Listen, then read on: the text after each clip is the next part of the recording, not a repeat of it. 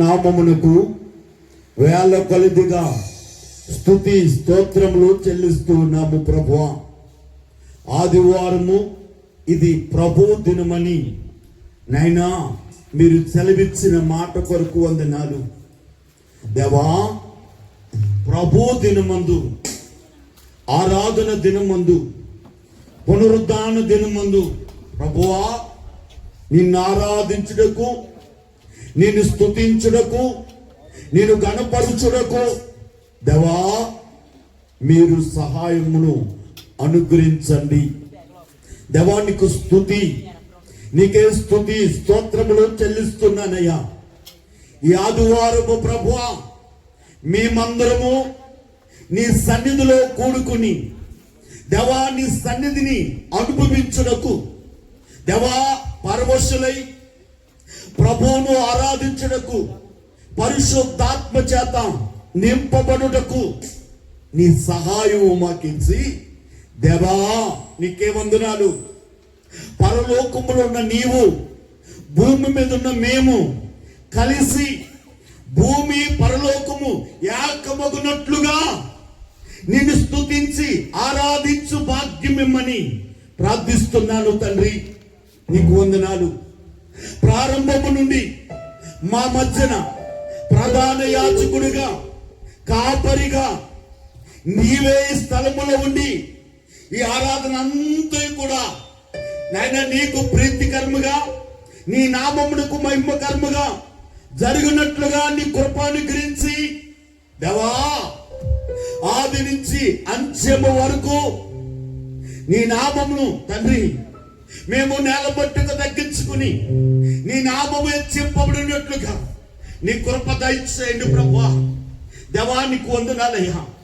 మేమందరము నీ సన్నిధిలో నాయనా పాటలు పాడుతూ ఆరాధనలో తండ్రి పరవశించి పరవశులై ప్రభువును నేను ఆరాధించడానికి నీ కృప దయచేయండి ప్రభువా.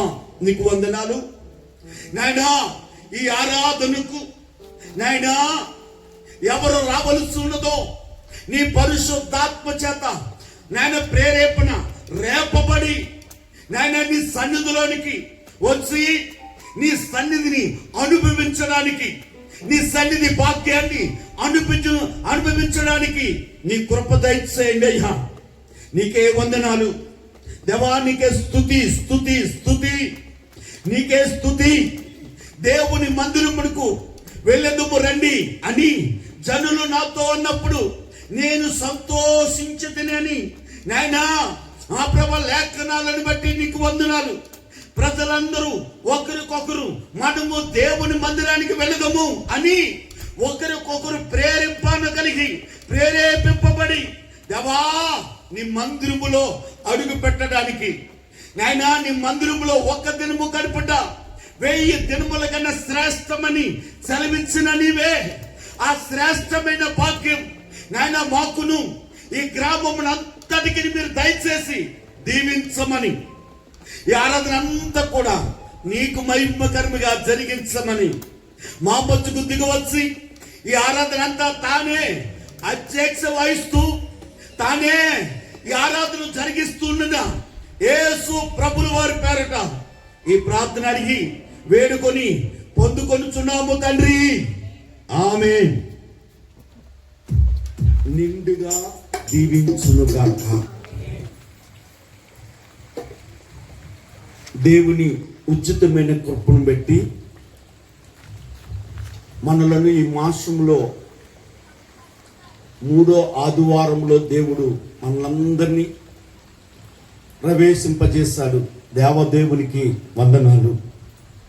వచ్చే ఇది ఈ నెలకు చివరి ఆదివారం. వచ్చే ఆదివారము, మొదటి ఆదివారము ప్రభు సంస్కారపు విందు మరియు ప్రేమ విందు కూడా మనకు ఉంటుంది. మీరందరూ కూడా సాధ్యమైనంత మట్టుకు కుటుంబంతో రండి.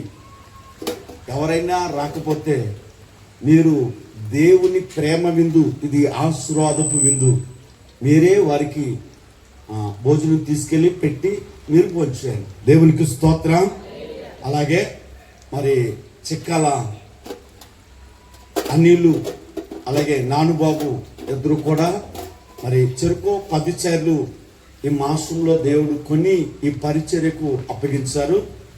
మరి దేవుడు వారి కుటుంబాన్ని దీవించాలని నేను అనుదిన ప్రార్థనలో జ్ఞాపకం చేసుకుంటున్నాను. అలాగే మీ మధ్య లైట్లు మేము బల్బులు ఎలా తీసేవాళ్ళం, అది మనకు కొంచెం పురుగులతో డిస్టర్బ్ అవుతుంది. ఈ ల్యాంపులు కూడా మరి మనకు మా తమ్ముడైన సాల్మన్ రాజు అప్పారావు, ప్రభువుల పేరు సాల్మన్ రాజు వారు పంపించారు. మరి వీరికి ప్రత్యేకమైన వందనాలు తెలియజేస్తున్నాను. దేవునికి స్తోత్రం, హల్లెలూయా. వాక్యమును చదువుకుందాము.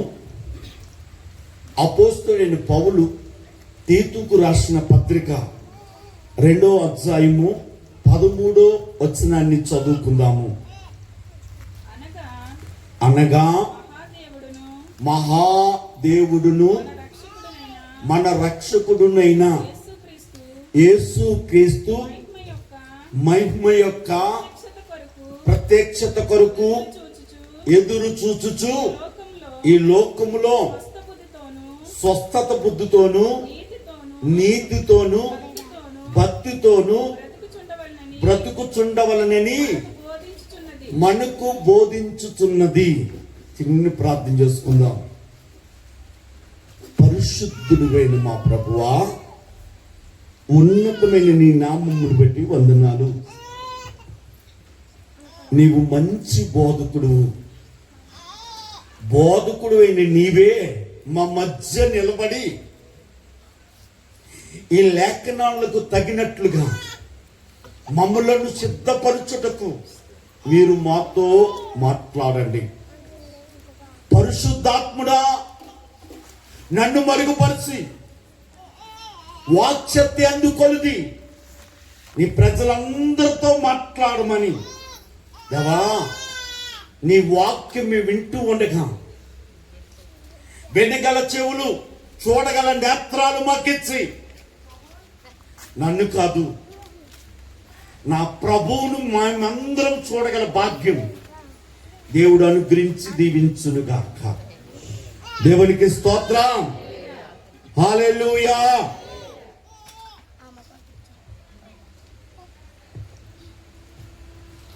తీతు అనే మాటకు దేవునిని బ్రతిములాడుకొనువాడు అని అర్థం. ఏంటంట? తీతు అనే మాటకు దేవుని బ్రతిములాడువాడు అని అర్థం. అపోస్తలుడైన పౌలుకు తీతు ఎవరంటే శిష్యార్థం చేసిన వాడు. అపోస్తలుడైన పౌలు తీతును ఏమని పిలుస్తాడంటే కుమారుడా అని పిలుస్తాడు. అంటే అపోస్తలుడైన పౌలుకు తీతు ఆత్మీయ కుమారుడు. ఏ కుమారుడట? ఆత్మీయ కుమారుడు. దేవునికి స్తోత్రం. ఆత్మీయ కుమారుడైన తీతుకు ఉత్తరము రాస్తూ అపోస్తలుడైన పౌలు మాట్లాడుతున్న మాట ఏమిటంటే, మళ్ళీ చదవండి. మహాదేవుడును మన రక్షకుడును యేసు క్రీస్తు మహిమ యొక్క ప్రత్యక్షత కొరకు ఎదురు చూచుచు ఈ లోకములో స్వస్థత బుద్ధితోను నీతితోను భక్తితోను బతికుచుండవలనని మనకు బోధించుచున్నది. దేవునికి స్తోత్రం. దేవుని జీవ గ్రంథము, దేవుని మాట, దేవుడే ఉన్న వాక్యము, బైబిల్ గ్రంథము ప్రజలకి ఏమి బోధిస్తుంది అని అంటే, మహిమ కలిగిన దేవుడు, మహాదేవుడు యేసు క్రీస్తు తాను ప్రత్యక్షపరచబడినప్పుడు మహిమలో 2వ రాకడలో ఆయన వచ్చుచున్నప్పుడు ఆ ప్రత్యక్షతలో మనము ప్రవేశించడానికి మనము ఈ భూమి మీద ఎలా బ్రతకాలో రాస్తూ ఉన్నాడు. దేవునికి స్తోత్రం. అపోస్తలుడైన పౌలు కొరింథీ పత్రానికి రాస్తూ ఆయన అంటాడు కదా, 4:20 చదవద్దు, నేను చెప్తాను. దేవుని రాజ్యము మాటలతో కాదు, దేవుని సత్య అయి ఉన్నది. చాలా మంది సంఘములో ఉన్నవారు, సమాజంలో ఉన్నవారు మాట్లాడుతున్న మాటలు ఎలా ఉన్నాయంటే, ఆ మహాదేవుడు ప్రత్యక్షమైనప్పుడు, దేవుడు రెండవ రాకడలో మేఘి మీద వచ్చి ఆయన ప్రత్యక్షమైనప్పుడు దేవుని పొరతోను ఆర్భాటముతోను ప్రధాన దూత శబ్దంతోను దేవుడు దిగి వచ్చినప్పుడు, ఆ మధ్యాకాశంలో ప్రభు ప్రత్యక్షమైనప్పుడు నేను వెళ్తాను, నేను వెళ్తాను అని సంఘములో ఉన్న వారు మాట్లాడుకుంటున్నారు. ఇప్పుడు పౌలు తన సంఘానికి ఉత్తరం రాస్తూ, దేవుని రాజ్యము మాటలతో కాదు, దేవుని శక్తితోనే దానిలోనికి ప్రవేశించాలి. మాటలు మాట్లాడేవాడు ఎవ్వడు కూడా ఏం చేయడట, దేవుని రాజ్యంలోనికి ప్రవేశించలేడు. అందుకే యేసు ప్రభువారు ప్రభువా ప్రభువా అను ప్రతివాడు పరలోకం వెళ్ళడు. యేసు ప్రభువారు మాట్లాడుతున్న మాటే అపోస్తలుడైన పౌలు కొరింథీ సంఘానికి చెప్తున్నాడు. మాటలతో దేవుని రాజ్యంలోనికి ప్రవేశించలేవు. ప్రభు అంటున్నాడు, ప్రభువా ప్రభువా అని పిలిస్తే నీవు పరలోక రాజ్యంలోనికి వెళ్ళలేవు. ఎలా వెళ్తావు? ఆ మహిమ రాజ్యంలోనికి, ఆ నిత్య రాజ్యంలోనికి నీవు ఎలాగూ వెళతావు అంటే, ఈ భూమి మీద నీవు జీవిస్తున్న ఈ దినాలలో స్వస్థత బుద్ధి కలిగి, నీతి కలిగి, భక్తి కలిగి బ్రతకడం ప్రారంభిస్తే, జీవించడం ప్రారంభిస్తే ఆ మహిమ రాజ్యంలోనికి వెళ్ళగలవు, ఆ ప్రత్యక్షతను చూడగలవు. దేవునికి స్తోత్రం. హల్లెలూయా, హల్లెలూయా. ఈరోజు మీ అందరికీ మూడు మాటలు తెలియజేయాలని ఆశపడుతున్నాను. 1 స్వస్థత బుద్ధి, 2 నీతి, 3 భక్తి. ఈ 3 విషయాలతో నీవు ఈ లోకములో జీవించడం ప్రారంభిస్తే, ప్రభువులో నడవడం ప్రారంభిస్తే, నీవు భక్తి జీవితంలో నడవడం ప్రారంభిస్తే, దేవుడు అంటున్నాడు, నేను ఆ మహిమలో మేఘి మీద ప్రత్యక్షమైనప్పుడు నీవు నన్ను చేరుకుంటావు అని చెప్తున్నాడు. దేవునికి స్తోత్రం. హల్లెలూయా. మొదటిది స్వస్థత బుద్ధి.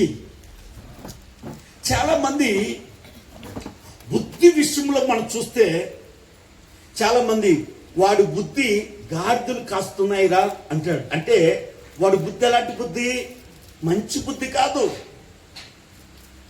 ఈ భూమి మీద జీవిస్తున్నప్పుడు నీవు సరైన బుద్ధి కలిగి ఉండాలి, సరైన బుద్ధి కలిగి ఉండాలి. అందుకే సామెతల గ్రంథము 3వ అధ్యాయము 5వ వచనంలో మనం చూస్తే, నీ స్వబుద్ధిని ఆధారము చేసుకోక, ఈ భూమి మీద నీవు జీవిస్తున్నప్పుడు, నీవు ఈ భూమి మీద బ్రతుకుతున్నప్పుడు, నీవు ఈ లోక ఆశని విడిచిపెట్టి, శరీర సంబంధమైన క్రియలు విడిచిపెట్టి ప్రభువులో జీవించాలి, ఆయన మార్గంలో నిలవాలి. ఆయన ప్రత్యక్షమైనప్పుడు ఆ ప్రత్యక్షతలో నేను ఉండాలి అని ఆశపడితే, వాక్యం అంటుంది, నీవు స్వబుద్ధిని ఆధారము చేసుకుని ఈ లోకంలో నడవద్దు. స్వబుద్ధిని ఆధారము చేసుకుని ఈ లోకంలో నడిస్తే దేవునికి ఇష్టమైన పాత్రగా నువ్వు మలసబడవు. దేవునికి స్తోత్రం. హల్లెలూయా. మరి ఎలా నడవాలి, ఏ బుద్ధితో నడవాలి అని ఆలోచన చేస్తే, కింద వచనంలో నీ ప్రవర్తన అంతటిని దేవుని అధికారానికి ఒప్పుకోవాలట. దేవునికి స్తోత్రం. హల్లెలూయా, హల్లెలూయా. నీవు నీ సొంత బుద్ధిని ఆధారము చేసుకుని ఈ లోకంలో నడిస్తే ప్రభువులో నిలవలేవు, భక్తిలో నిలవలేవు, నీవు ఆయనలో నిలవలేవు. నీవు ఈ లోకములో నువ్వేం చేయాలో తెలుసా? సబుద్ధిని ఆధారం చేసుకుని నీవు నడవకూడదు. నీవు ఆయన నీ ప్రవర్తన అంతట్లో ఆయన అధికారానికి ఒప్పుకోవాలి. ఆయన అధికారానికి ఒప్పుకోవాలి. సమయం లేదు, నేను మరింతగా ముందుకెళ్తాను.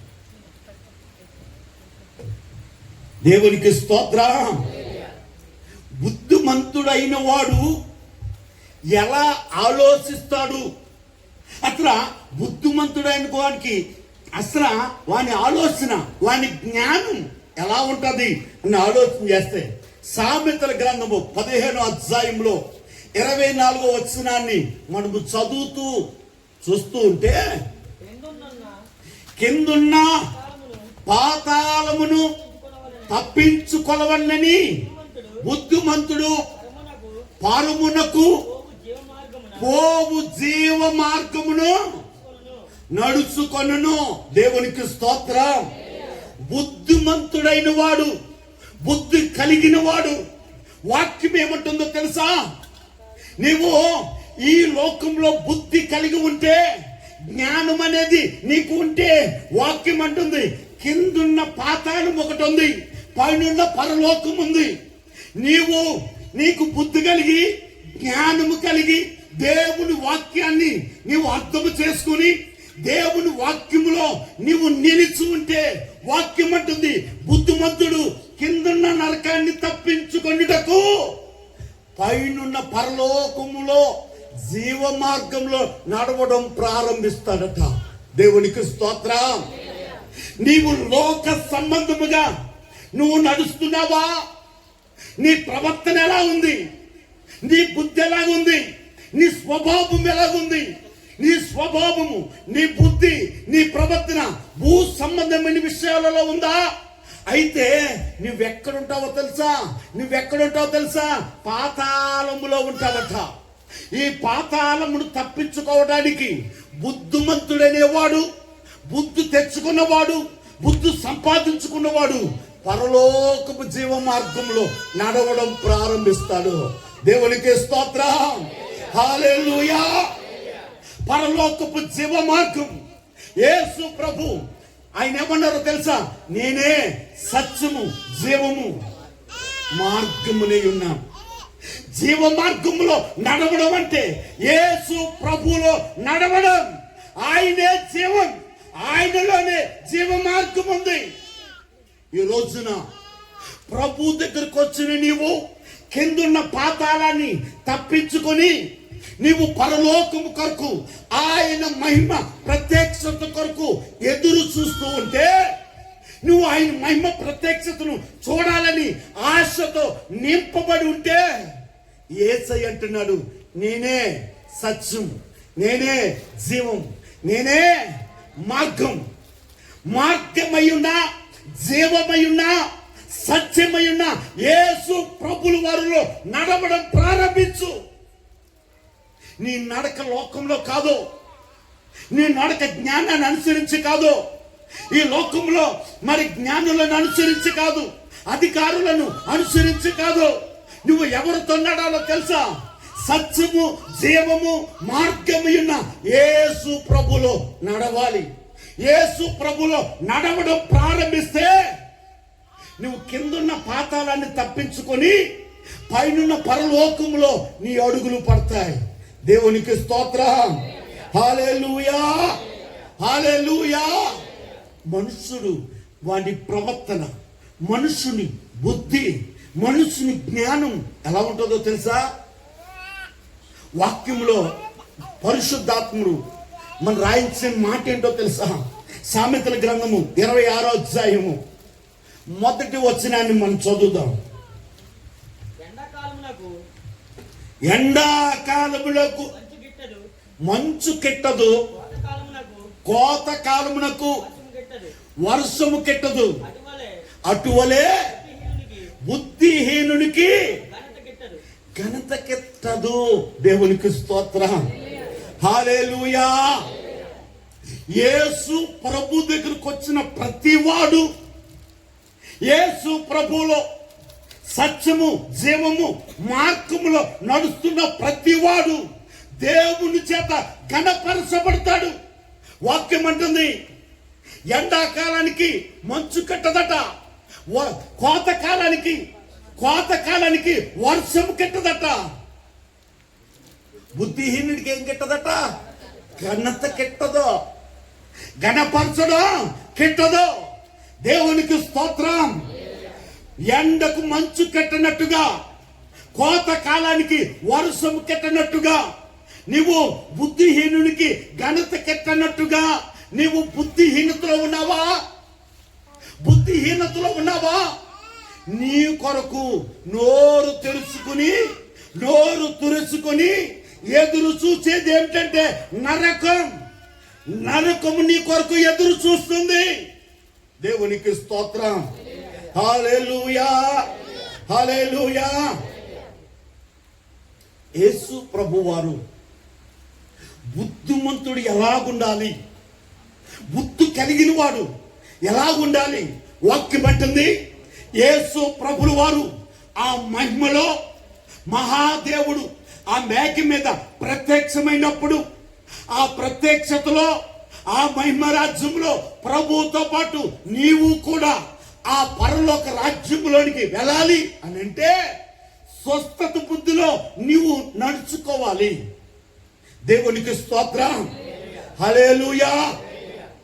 యేసు ప్రభువారు బుద్ధిని గురించి మాట్లాడుతున్నాడు. ఆయన మత్తయి సువార్త 7వ అధ్యాయము 24వ వచనాన్ని మనం చూస్తే,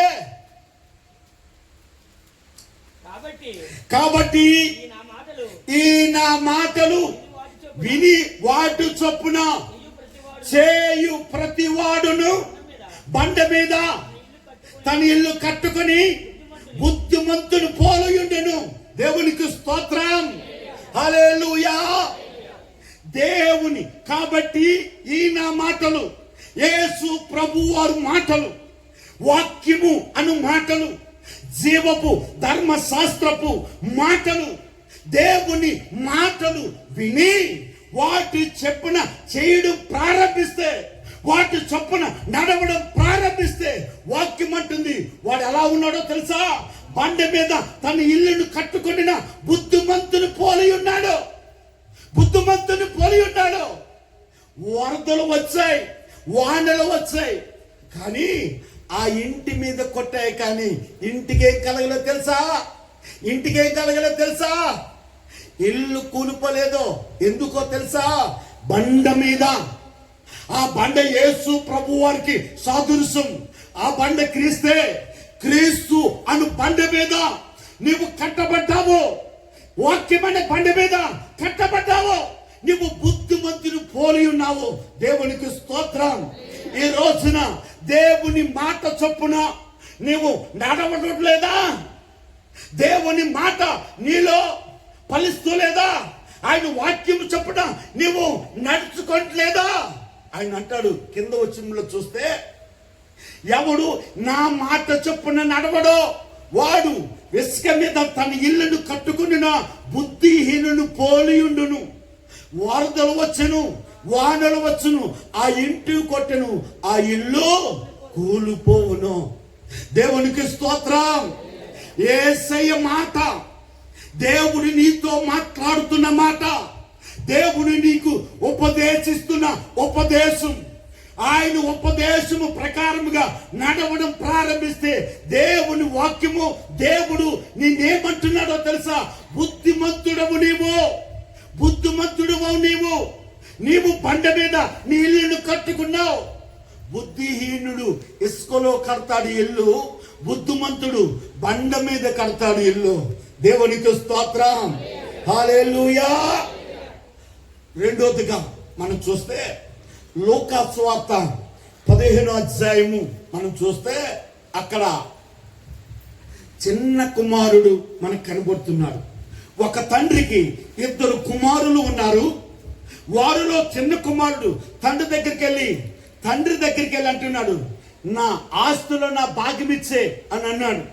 తండ్రితో గొడవపడి తన భాగాన్ని తీసుకుని వెళ్ళి దుర్వ్యాపారం చేయడం మొదలు పెట్టాడు. భాగాన్ని తీసుకుంటే తీసుకున్నాడు. వ్యాపారము సక్రమైన వ్యాపారం, మంచి వ్యాపారం చేయాలి కదా. ఏ వ్యాపారం? దుర్వ్యాపారం.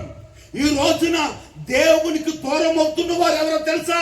దుర్వ్యాపారములో ఉన్నవారు, త్రాగుడులో ఉన్నవారు దేవునికి దూరంగా ఉన్నారు. వ్యసనములో ఉన్నవారు దేవునికి దూరంగా ఉన్నారు. దేవుని వాక్యము వారిని పిలుస్తుంది. దేవునికి స్తోత్రం, హల్లెలూయా. ఆస్తంతా పోగొట్టుకున్నాడు. అసలు దుర్వ్యాపారం చేసినోడికి మిగులుతుంది ఏదన్నా? అక్రమ వ్యాపారం చేస్తున్నోడికి ఏదైనా మిగులుతుందా? ప్రభువుకు దూరంగా ఉన్నవాడు ఎక్కడ దీవింపబడిన దాఖలాలు లేవు. దేవునికి స్తోత్రం. చిన్న కుమారుడు ఆస్తి భాగాన్ని తీసుకుని, అక్కడ రాయబడిన మాట ఏంటో తెలుసా? తండ్రికి దూరంగా. తండ్రి దగ్గరుంటే తండ్రి ఏం చేస్తాడు? దుర్వ్యాపారం చేసేటప్పుడు తండ్రి ఏం చేస్తాడు తెలుసా? రే నాయనా, దుర్వ్యాపారం మంచిది కాదురా, దుర్మార్గపు వ్యాపారం మంచిది కాదురా, దానిలో నీతి ఉండదురా, దానిలో సత్యం ఉండదురా, అది మనకు మంచిది కాదురా అని కుమారుని తండ్రి మందలిస్తాడు. దేవునికి స్తోత్రం. ఈ రోజున విశ్వాసి పాడైపోవడానికి, విశ్వాసి అక్రమ దారిలో వెళ్ళడానికి కారణం దైవ సేవకులు విశ్వాసిని ఖండించకపోవడం, దేవుని వాక్యాన్ని ప్రజలలో ప్రకటించకపోవడం. దేవునికి స్తోత్రం, హల్లెలూయా, హల్లెలూయా. చిన్న కుమారుడట ఆస్తినంతా పోగొట్టుకున్నాడట. ఆఖరికి దుస్థితి ఎలా ఉందో తెలుసా? ధనవంతుడు చనిపోయి నరకముల యాతన పడుతూ నీటి చుక్క అడుక్కుంటే, వీడు ఉన్నదంతా పోగొట్టుకుని పందులు తినే పొట్టు తినడం మొదలుపెట్టాడు. ప్రభువుకు దూరం అవుతే ఆ స్థితి అలాగే ఉంటది. వాక్యానికి దూరం అవుతే ఆ స్థితి అలాగే ఉంటది. వాక్యములో రాయబడిన మాట తెలుసా? బుద్ధి వచ్చిన తరువాత ఏమొచ్చింది? బుద్ధి వచ్చింది. ఈ రోజున ప్రజలకు రావాల్సింది బుద్ధి. ఎవరు దేవునికి దూరంగా ఉన్నారో, దేవుని వాక్యానికి దూరం అవుతున్నారో, ఆత్మీయతకు దూరం అవుతున్నారో, అభిషేకానికి దూరం అవుతున్నారో, దేవుని ఆత్మ చేత నింపబడలేకపోతున్నారో, వారికి రావాల్సిందేటో తెలుసా? బుద్ధి. చిన్న కుమారుడు బుద్ధి వచ్చిన తర్వాత అంటున్నాడు, నా తండ్రి దగ్గర విస్తారమైన ఆహారం, నా తండ్రి దగ్గర విస్తారమైన ఆస్తి, నా తండ్రి దగ్గర విస్తారమైన ఆశీర్వాదం ఉంది, నా తండ్రి దగ్గర పనివారందరూ బ్రతుకుతున్నారు. దేవునికి స్తోత్రం. వీడికేమొచ్చింది అంటే బుద్ధి వచ్చిన తర్వాత, బుద్ధి వచ్చిన తర్వాత ఇప్పుడు తండ్రి దగ్గరికి వస్తే తప్పు పోయాడు, ఆస్తి తట్టుపోయాడని దూరం పెట్టలే. ఈ తండ్రి దగ్గరికి అంత దూరాన్ని కుమారుడు ఆగిపోయి, ఇప్పుడు ఆస్తి అంతా పాడు చేశాను, దుర్మార్గపు స్థితిలో ఉన్నాను, అపవిత్రమైన స్థితిలో ఉన్నాను, భక్తిని పోగొట్టుకున్నాను, ఆత్మీయత పోగొట్టుకున్నాను, దర్శనాన్ని పోగొట్టుకున్నాను, పరిశుద్ధాత్మను పోగొట్టుకున్నాను. ఇప్పుడు నేను తండ్రి దగ్గర ఏ పక్క పెట్టుకుని వెళ్ళను? ఎలాగెళ్ళను? ఒకవేళ వెళితే నా తండ్రి నన్ను చేరదీస్తాడా అని సంశయము చెందుతూ ఉంటేనట తండ్రి పరుగెత్తుకుని వెళ్ళి కౌగిలించుకున్నాడట. తండ్రి పరిగెత్తుకుని వెళ్ళి కౌగిలించుకుని మాట్లాడుతున్నాడు, ఈ నా కుమారుడు చనిపోయి తిరిగి బ్రతికెను, తప్పిపోయి మరలా బ్రతికెను, మరలా దొరికెను. దేవునికి స్తోత్రం. ఆత్మీయతలో పోగొట్టుకున్నావా? భక్తి జీవితాన్ని పోగొట్టుకున్నావా? అభిషేకాన్ని పోగొట్టుకున్నావా? దేవుని ఆత్మను పోగొట్టుకున్నావా? దర్శన భాగ్యాన్ని పోగొట్టుకున్నావా? అయితే దేవుడు నిన్ను పిలుస్తున్నాడు. పిలవడం మట్టికే కాదు, రాగల మనసు నీకుంటే, ఆయన రాగల మనసు నీకుంటే దేవుడు నీ యొక్కకే పరిగెత్తుకుని వచ్చి కౌగిలించుకొని ఆయన మాట్లాడటం తెలుసా? ఈ నా కుమారుడు చనిపోయి తిరిగి లేచెను అనగా దేవునికి దూరమై తండ్రికి దూరమై తిరిగి నాకు దక్కెను, తిరిగి నాకు దక్కెను. దేవునికి స్తోత్రం. బుద్ధి వచ్చిన తర్వాత తండ్రి దగ్గరికి రాబడగలిగాడు. బుద్ధి రాకపోతే దేవునికి స్తోత్రం, హల్లెలూయా. వాక్యం అంటుంది, ఈ లోకములో ప్రభు ఆయన మహిమ ప్రత్యక్షతలో, ఆయన ప్రధాన దూత శబ్దంతో, దేవుని బోరతో, ఆర్భాటముతో ప్రభు దిగు వస్తున్నప్పుడు, ఆయన మేఘం మీద వస్తున్నప్పుడు, ఆ ప్రత్యక్షతలో నీవు ఆ మేఘం ఎక్కి ప్రభువుతో కూడా మేఘమండలం మీద ఆ పరలోకానికి వెళ్ళాలి. 7 సంవత్సరాల విందులో నువ్వు ఉండాలి. 7 ఏళ్ల శ్రమకాలము భూమి మీద తప్పించుకోవాలి అని అంటే వాక్యం అంటుంది, ఈ భూమి మీద నీవు బ్రతుకుతున్న దినాలలో బుద్ధితో, స్వస్థత బుద్ధితో బ్రతుకు. స్వస్థత బుద్ధి అనే మాటకు ఆరోగ్యకరమైన బుద్ధి. ఏం బుద్ధట? ఆరోగ్యకరమైన అంటే లోపము లేని బుద్ధి. దేవునికి స్తోత్రం, హల్లెలూయా, హల్లెలూయా. ఇంకొక మాట నేను అంటాను, ఒకడు బుద్ధిమంతుడు బండ మీద కట్టుకున్నాడు. బుద్ధి వచ్చిన తర్వాత తండ్రి దగ్గరకు వచ్చాడు. ఇంకొక మాట ఏంటో తెలుసా? వాక్యంలో మనం చూస్తే మత్తయి సువార్త 25వ అధ్యాయంలో మనం చూస్తే 10 మంది దివిటీలు పట్టుకొని యేసు పెండ్లు కుమారుని రాక కొరకు ఎదురు చూస్తున్నారు. ఇంతలో పెండ్లు కుమారుడు ఆలస్యమయ్యాడట. ఈ సమయంలో కునికి నిద్రిస్తూ ఉన్నారు. జరిగిన సందర్భం ఏంటో తెలుసా? ఒక స్వరం వినబడుతుంది, ప్రధాన దూత శబ్దం వినబడుతుంది, ఆర్భాటం వినబడుతుంది, దేవుని బోర వినబడుతుంది. తురుక్కుపలేశారు. 5 దివిటీలు వెలుగుతూ ఉన్నాయట, 5 ఆరిపోయాయట. దేవునికి స్తోత్రం. వాక్యం అంటుంది, 25:4 వచనాన్ని చదవండి. బుద్ధి కలిగిన వారు తన దివిటీలను ఆ దివిటీల చేత పట్టుకుని సిద్ధులలో నూనె సిద్ధపరుచుకుని వెళ్ళారు. దేవునికి స్తోత్రం. వీరు భక్తిపరులే, వారు భక్తిపరులే. వీరు ప్రభుత్వం కలుసుకోవడానికి వచ్చారు, వారు కలుసుకోవడానికి వచ్చారు. వారికి వీరికి తేడా ఏంటో తెలుసా? వారి దివిటీలు వెలుగుతున్నాయి, వీరి దివిటీలు వెలుగుతూ ఉన్నాయి. బుద్ధిమంతులైన వారు దివిటీలలో నూనె, సిద్ధులలో నూనె సిద్ధపరుచుకుని వెళ్ళారట. దేవునికి స్తోత్రం, హల్లెలూయా. ఈ రోజున ప్రపంచమంతా యేసు ప్రభుకు రాకడికి ఎదురు చూస్తుంది. దివిటీలు వెలుగుతున్నాయి, కానీ ఏమి లేదో తెలుసా? సిద్ధులలో నూనె లేదు, సిద్ధులలో నూనె లేదు. ప్రభువులో జీవిస్తున్నారే కానీ పరిశుద్ధాత్మ అని సిద్ధి నూనె చేత నింపబడాలి, అభిషేకము చేత నింపబడాలని ఆలోచన లేకుండా ఉన్నారు. దేవునికి స్తోత్రం. దేవుని జనాంగమా, వాక్యం అంటుంది, బుద్ధి కలిగిన వారు, బుద్ధి కలిగిన కన్యకులు వారు దివిటీలు వెలిగించుకుని వారితో పాటుగా సిద్ధులలో నూనె సిద్ధం చేసుకుని వెళ్ళారు. నీ దివిటి ఎలగడమే కాదు, నీకు కావలసింది సిద్ధులో నూనె సిద్ధపరుచుకోవడం కావాలి. దేవునికి స్తోత్రం, హల్లెలూయా. నీవు భక్తి పరురాలు కాదు, ఆత్మీయ జీవితంలో ఎదుగుదల, నానాటికి ఎదుగుదల కావాలి నీకు. సమయం అవుతుంది, నేను త్వరగా నేను ముందుకు వెళ్తాను. దేవునికి స్తోత్రం, హల్లెలూయా. చిన్న ఉదాహరణ చెప్పి నేను మరొక మాటలోకి వెళ్తాను.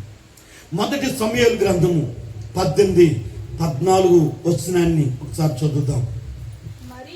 మరియు సమస్త విషయములలో సుబుద్ధి కలిగి ప్రవర్తింపగా యెహోవా అతనికి తోడుగా ఉండెను.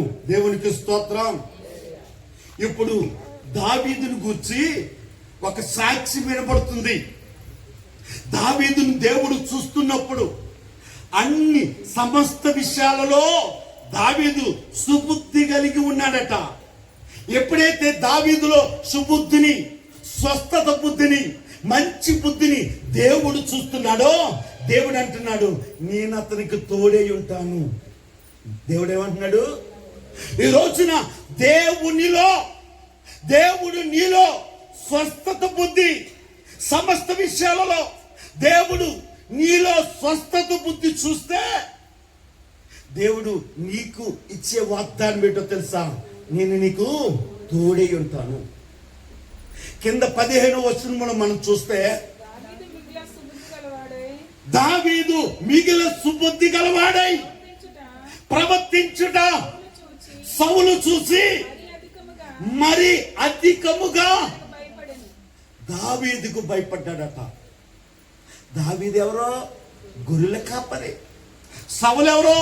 ఇశ్రాయేలీయుల మీద మహారాజు, మొట్టమొదటి రాజు, అధికారము కలిగిన వాడు, అధికారము, రాజు, మరి ఇశ్రాయేలీయుల 12 గోత్రాలను పరిపాలిస్తున్న మహారాజు దేవుని ఎదుట సుబుద్ధి కలిగి, సమస్త విషయాలలో యథార్థముగా సుబుద్ధి కలిగి ప్రవర్తించడం చూసినప్పుడట దావీదుకి ఎవరు భయపడ్డారు? ఇప్పుడు రాజుకే దావీదు భయపడాలి, కానీ రాజు దావీదులో సుబుద్ధిని చూస్తున్నాడు, దేవుని భయాన్ని చూస్తున్నాడు. దేవునికి స్తోత్రం, హల్లెలూయా. దేవుడు ఎప్పుడు నీలో సుబుద్ధిని చూస్తాడో, ఎప్పుడు నీలో స్వస్థత బుద్ధి చూస్తాడో, ఎప్పుడు నీలో మంచి బుద్ధి చూస్తాడో, నీ చుట్టూతున్న ప్రజలు నిన్ను చూసి భయపడతారు. దేవునికి స్తోత్రం. అధికారులు నీకు భయపడతారు, దేశాన్ని పరిపాలించేవారు నీకు భయపడతారు, లోపడతారు. దేవునికి స్తోత్రం, హల్లెలూయా. దేవుని ఆ ప్రత్యక్షతలో నీవు ఆ ప్రత్యక్షతలో మహిమ మేఘమెక్కి పరలోకంలో వెళ్ళాలంటే ఈ లోకంలో స్వస్థత బుద్ధి కలిగి మన బ్రతుకు దినాలన్నీ కూడా బ్రతకాలట. రెండోదిగా మనం చూస్తే ఏంటట? నీతితోను. చెప్పండి, నీతితోను. నీతి అనే మాట బైబిల్ గ్రంథంలో 615 సార్లు రాయబడింది. ఎన్నిసార్లు చెప్పండి? 615 సార్లు రాయబడింది. అంటే దేవుడు నీతి విషయంలో ఎన్నిసార్లు మాట్లాడాడో చూడండి. మనిషి జీవితంలో నీతి చాలా ప్రాముఖ్యమైనది. నీతి చాలా ప్రాముఖ్యమైనది. దేవునికి స్తోత్రం. మత్తయి సువార్త 13వ అధ్యాయము 43వ వచనాన్ని మనం చూస్తే,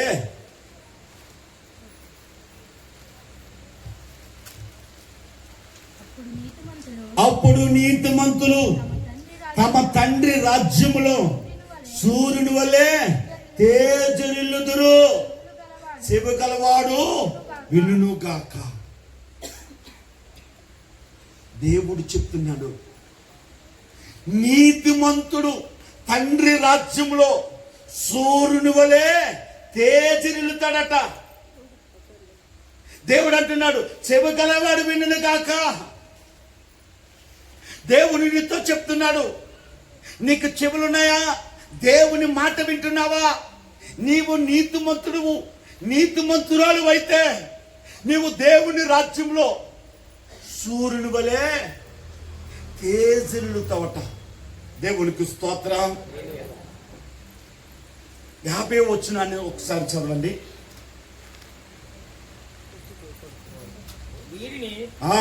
అగ్నిగుండములో పడవేయుదురు, అక్కడ ఏడ్చును. ఇప్పుడు నీతిమంతులు తండ్రి రాజ్యములో వారు సూర్యుని వెళ్ళే తేజరిల్లితే అనీతిమంతులు ఎక్కడుంటారు తెలుసా? అగ్నిగుండంలో వేయబడతారట. ఎక్కడట? అగ్నిగుండంలో వేయబడతారు. బైబిల్ గ్రంథంలో మనం చూస్తే, ఆది కాండంలో మనం చూస్తే 6వ అధ్యాయము 9వ వచనంలో నోవాను గురించి దేవుడు మాట్లాడుతున్నాడు. నోవహు నీతిపరుడును తన తరముల వారిలో నిందారహుడుగా ఉన్నాడట. ఎలా ఉన్నాడు చెప్పండి? నోవహు దేవుడు చూస్తున్నప్పుడు తన జనవారందరిలో, తన తరవారందరిలో ఎలా కనబడుతున్నాడు అంటే నీతిమంతుడుగా కనబడుతున్నాడు, నిందారహుడుగా కనబడుతున్నాడు. నీవు నీతిమంతుడిగా నిందారహుడుగా ఉంటే దేవుడు 7వ అధ్యాయము 1వ వచనంలో మాట్లాడుతున్నాడు. యెహోవా ఈ తరము వారిలో ఆ, నీవే నా ఎదుట నీతిమంతుడుగా ఉండుట చూచి తిని. ప్రభువా, ఈ భూమి మీద నేను స్వస్థత బుద్ధితో బ్రతకాలయ్యా, నీతితో బ్రతకాలయ్యా, భక్తితో బ్రతకాలయ్యా, భక్తితో బ్రతకాలి దేవా. నేను ఈ భూమి మీద నేను బ్రతుకుతున్న దినాలు నేను భక్తిని పోగొట్టుకోకూడదు, నీతిని పోగొట్టుకోకూడదు, స్వస్థత బుద్ధిని నేను పోగొట్టుకోకూడదు. కృపదైత్యమని ప్రార్థన చేసుకుందాం, కృపదైత్యమని ప్రార్థన చేసుకుందాం. దేవానికే వందనాలయ్యా. పరిశుద్ధుడు అయిన మా ప్రభువా, ఉన్నతమైన నీ నామమునకు వందనాలు. నీకే స్తుతి స్తోత్రములు చెల్లిస్తూ ఉన్నాను. దేవానికి వందనాలు. నీ పాదాల దగ్గర నీ సన్నిధిలో ఉన్న ప్రతి బిడ్డను దేవా స్వస్థత బుద్ధితో నీతిమంతుడిగా భక్తిపరుడిగా మీరు మార్చి వారు బ్రతుకు దినాలన్నీ కూడా నాయనా ఈ 3 నాయనా అనుభవిస్తూ భక్తిలో, నీతిలో, స్వస్థత బుద్ధితో బ్రతికి నీవు ప్రత్యక్షము కాక నీలో నాయనా వారు కలిసి మేఘమెక్కి పరలోకములో చేరు ధన్యత దయచేయండి నాయన. దేవానికి వందనాలు. నీ పాదాల దగ్గర ఉన్న ప్రతి బిడ్డను మీ చేతులకు అప్పగిస్తున్నాను నాయనా. వారి నింద తొలగించు దేవా, వారు విరుకుని విశ్రాంత కలిగించాయి, వారికి స్వస్థత మీరు ఇవ్వండి నాయన, సమాధానం మీరు ఇవ్వండి అయ్యా. నీకు వందనాలు దేవా, నీకు వందనాలు. నీకే స్తుతి స్తోత్రములు దేవా, నీకు వందనాలు అయ్యా. లేములో నుండి నీ పాదాల దగ్గరకు వచ్చారు అయ్యా. దేవా, నీ బిడ్డలను సమృద్ధి మీరవ్వండి దేవా, నీకు వందనాలు. ఆత్మీయతలో మరుగుజ్జుతనము కలిగి నేను ఆత్మీయతలో ఎదగాలి, నేను ప్రభువులో ఎదగాలి, భక్తి జీవితంలో ఎదగాలి అని నీ పాదాల దగ్గరకు వచ్చిన ప్రతి బిడ్డను మీరు ఆశీర్వదించి నాయన వారి భక్తి జీవితంలో నాయనా ఎదుగుదల మీరివ్వండి, నడిపింపు మీరివ్వండి. ప్రతి వాడు బండ మీద తన ఇల్లు కట్టుకున్న బుద్ధిమంతుని పోలి ఉండినట్లుగా బుద్ధి వచ్చిన తర్వాత నాయన తండ్రి యొద్దకు తిరిగి వచ్చిన చిన్న కుమారుడు వలె దేవా నీకు వందనాలయ్యా. బుద్ధి కలిగిన స్త్రీ నాయన, బుద్ధి కలిగిన నాయన స్త్రీలు ప్రభా నాయన వారి దీవిటేలు వెలిగించి సిద్ధులలో నూనె శుద్ధపరచుకున్న వారిని పోలిన జీవితం వారికి నాయన బిడ్డలకి ఇచ్చి దీవించండి దేవా. ఈ దినము నీ సన్నిధిలో ఉన్న ప్రతి బిడ్డను నిండుగా మీరు ఆశీర్వదించి వారిని బలపరచండి. ఈ దినము ఎవరు రాలేకపోయారో వారిని నాయనా నీవు జ్ఞాపకం చేసుకుని వారికి నీ ఆశీర్వాదము దయచేయండి, నీ కృపతో కప్పండి.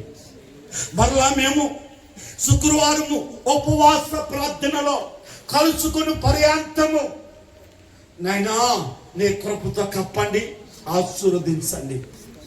మా మధ్యకు దిగవచ్చి తన ప్రత్యక్షతలో మనము కనబడినట్లుగా స్వస్థత బుద్ధితో, నీతితో, భక్తితో మనలను నింపుతుండిన యేసు ప్రభుల వారి పేరట ఈ ప్రార్థన అడిగి వేడుకుంటున్నాము తండ్రి, ఆమేన్.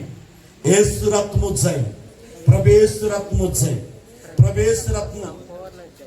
అపవాది గ్రహులకు అనంతకాల నాశనము కలుగును.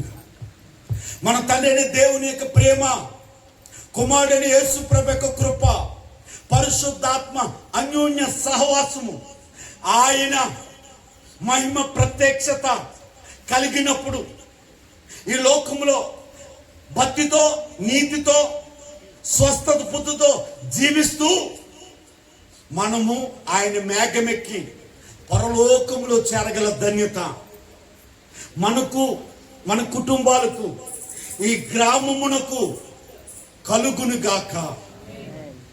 అందరికీ వందనాలు. ప్రభు మిమ్మల్ని దీవించునుగాక. ఆమేన్.